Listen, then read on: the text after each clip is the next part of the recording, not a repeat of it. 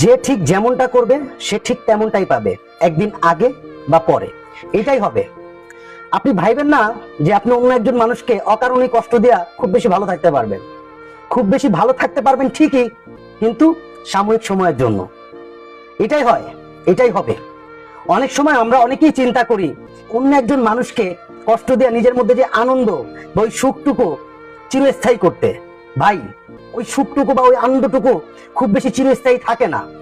ওইটার এফেক্ট একটা সময় গিয়ে আপনার উপরও পড়বে। কিন্তু মানুষ এই জিনিসটা করে খুব বেশি, এই জিনিসটা করতে খুব বেশি অভ্যস্ত। এটাই করছে, এটাই হচ্ছে। স্বাভাবিক না বিষয়গুলা?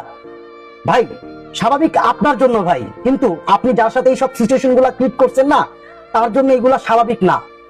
আমরা অনেক সময় খুব বেশি করে ফেলি, খুব বেশি। একটা মানুষকে খুব বেশি কষ্ট দিয়ে নিজের মধ্যে আনন্দ খুঁজে বেড়াই। এটা আসলে ভাই খুব অযৌক্তিক একটা বিষয়।